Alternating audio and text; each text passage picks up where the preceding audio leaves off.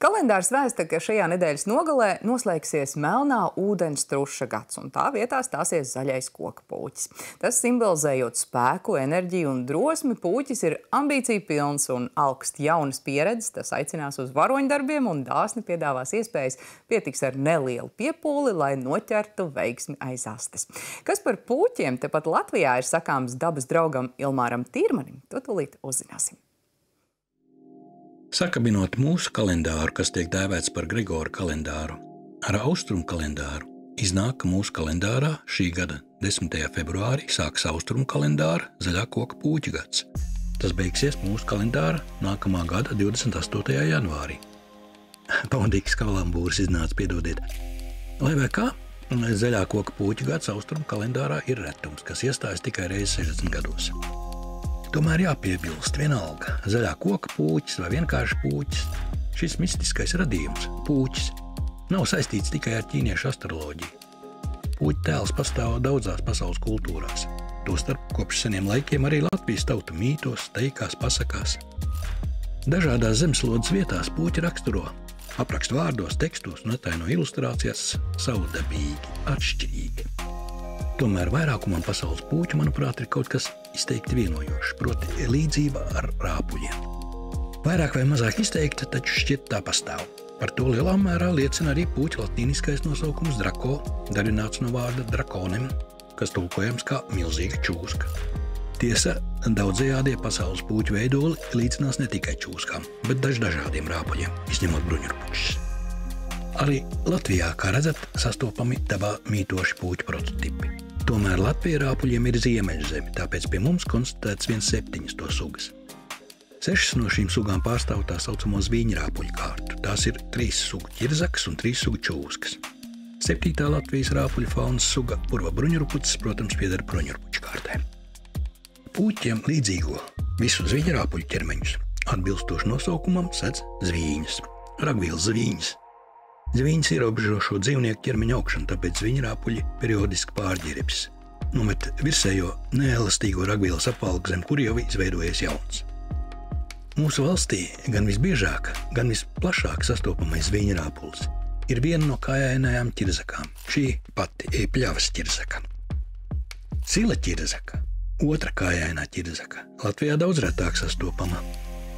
Zīmīgi, ka sila ķirzakas ir manām prāvākas, turklāt viņu pieaugušie tēviņi vairošanās periodā uzkrītoši dižojas ar zaļu ķermeņa virspusi. No mūsu ķirzakām viena suga, trauslā glodene, ir bezkājaina, tāpēc cilvēki viņu nereti aplam uzskata par čūsku. Varbūt vērts iegaumēt, ka visām ķirzakām, atšķirībā no čūskām, acis apņem plakstiņi. Viņi spēj grozīt un mirkšķināt acis. Čūskas nespēja.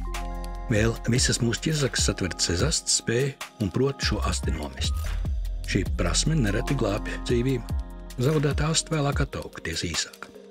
Abām kājainajām ķirzakām piemīt konsekventa dienas aktivitāte, bet glodene aktīvi pārsvarā krēslā un naktī.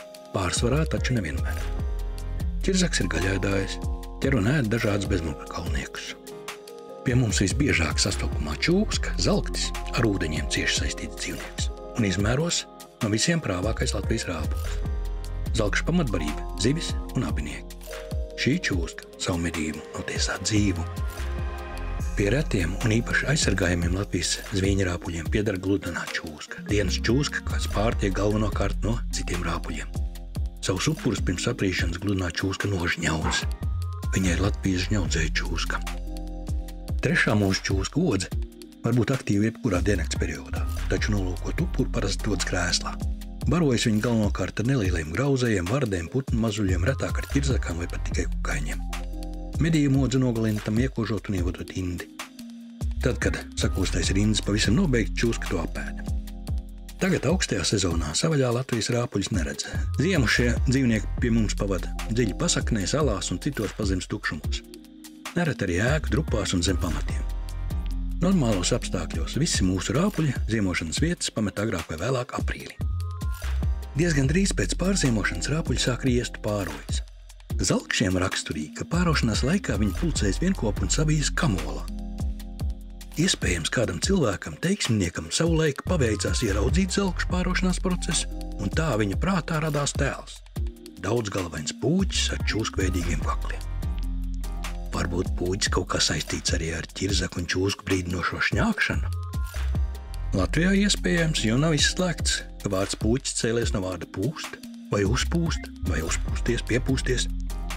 Savukārt puķim piedēvētā uguns spļaušana varētu būt saistīta ar čūsku spēju izdalīt indi. Varētu būt, bet vai ir? Latvijā gan mīt tikai viena indīga čūska, iepriekš jau minētā ornamentētā vijīgā skaistule odze. Tagad odze un arī citi mūsu puķveidīgie radījumi tātad ziemo. Bet nāks pavasars, rāpuļa atmiks. Jāgaida. Dabas pētnieks Ilmārs Tīrmanis, speciāli 4. studijai.